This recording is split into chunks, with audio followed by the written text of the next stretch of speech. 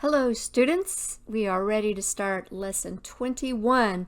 Lesson 21 is a program that determines whether or not a number is prime. We're going to talk about what that means here in just a second. So typically we always have our comment section at the front where we tell our name, program description, what the program does, and then of course your date. The only two headers we need for this program are our IO stream for CIN and COUT and the use of string variables. Alright, so here's our function main, and it starts, and I start off with some comments. You now know about the following data types: CHAR for character, double or floats, which are technically the same thing except double can be a larger value. Integer, string, input file stream, output file stream, and bool. These are all data types that we've learned about so far. Now remember, bool is a variable type that can hold either true or false. So that was just what we use that data type for. It's either going to have a 0 or 1, true or false. A prime number is a positive integer that has exactly two positive integer factors, 1 and itself, and nothing else will divide it evenly. That's what that means. A positive number that will divide it evenly with no remainders. The only two a prime number has are 1 and itself, and there are no other numbers that will divide it evenly besides itself and 1. In other words, only 1 and itself can divide into it evenly.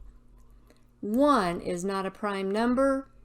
It's a special number, so we won't even consider 1 in this activity. This program creates a list of prime numbers found between 2 and any integer that a user chooses. Okay, so initially we're going to declare prime as a bool variable. So actually I use isPrime as my variable. So we're declaring, I'm going to change this to isPrime. IsPrime. How's that? So we declare isPrime as a bool variable, and we set its value to true. Then we have integers. We have a variable called number. We have a variable called b and a variable called a. And then we have a double called remainder. Okay? Now let's go on down. We're going to cout, quote, enter a whole number greater than 1. This is our user prompt, right? That's what we call it. User prompt. That's where we're asking the user to do something. So in this case, we want them to enter a whole number greater than 1. And user chooses a number right here. If the number is less than 2, that'd be 1 or negative, right? Or a fraction. Cout invalid entry. Please enter a new number. And then they get to enter a new number assigned to the variable number. So that I just did a little check here. So I'm going to put a comment. Check for proper data. Okay, make sure the data is the correct kind. Make sure the user entered the correct thing that you asked for. All right, now we're going to talk a little bit about our program. The outside loop, this one right here, this for loop, will count up to the number entered by the user. Okay, then the inside loop, this one, the inside loop will determine the prime number and output the number to the screen. I'll change that to the. There. Delete. Okay. And this is not true. It will not skip them. I modified it, so it will show you whether or not a number that was entered was prime. Okay, so we'll look at this in a minute. I want to go over these notes, not these. Go further down. Now, to determine whether or not a number is prime, we want to divide it by a number and see if it has a 0 remainder. Now in our program, we're not going to use 1. We're not going to count 1 because anything can be divided by 1 evenly.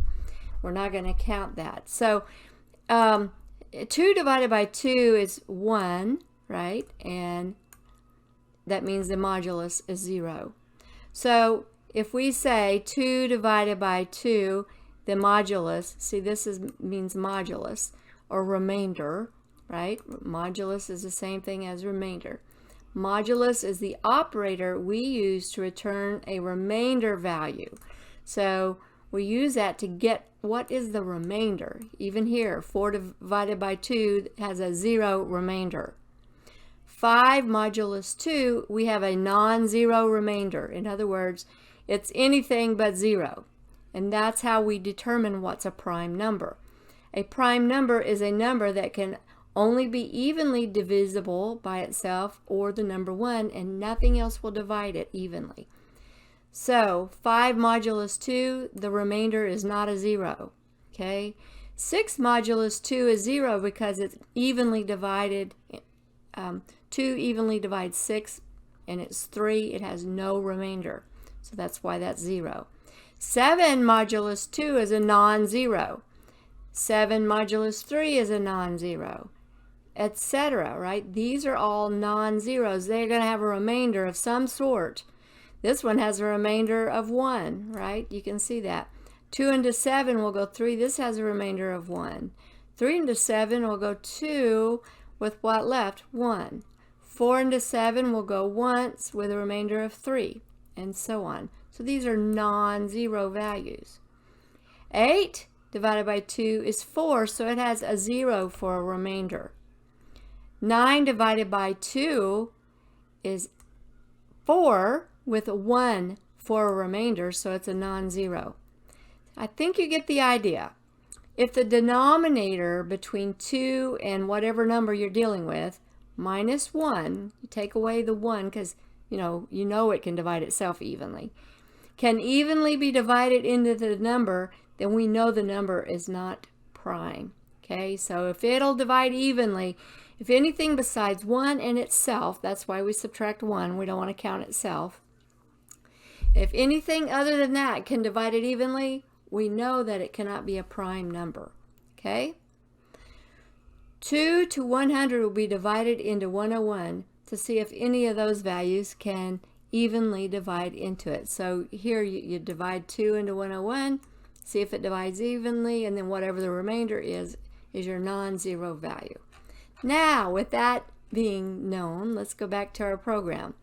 For A is equal to 2, so we're going to start with 2 because we already know 1 will divide everything evenly. So we're not even worried about number 1. A up to the number that the user entered. So the user, say, entered a 20. So we're going to check from A, which starts at 2, all the way up to 20. And we're going to do this loop here. So this is checking everything up to the number that the user entered. And then this is the inner loop. This is where we actually do our remainder, check for our remainder, do the modulus work. So we say, we're going to divide the number the user entered by B. So the first time around, B would be 2. The next time around, we divide by 3. Next time around, divide by 4. Next time around, divide by 5. So from 2 all the way up to the number minus 1, because we know the number itself would divide itself evenly. So we're not going to do it. So up to the number right before it, that's why we subtract 1. We'll check and see if any of those numbers will divide with a remainder of 0. If they do, then this number cannot be prime, because the only thing that can divide a prime number is itself in 1 evenly, right? So that would break this inside loop here, and then we would go outside that internal loop and say, if prime is true, we want to see out the number is a prime number, else see out the number is not prime. So I'm going to run it. Let me build it real quick. And then I'm going to run it. I'm going to put in, let's say, 17. It tells me 17 is a prime number. Let me run it again. So run it again. This time I'm going to put in 24. We know that's not a prime number. 2 can divide it, 12 can divide it, 6. So let's look. 24 is not prime. So that's what this little program does. Now, your challenge, okay, this is a challenge, it's not something you turn in, is to modify this so that it lists every prime number. 2, 3, 5, 7 if you were to put in a 10. And if you were to enter 11, it would enter all those prime numbers. And if you were to enter a 20, it would enter all these prime numbers. You should be able to do this. This is good practice for you. You should work at it. All right. Good luck. Let me know if you have any trouble.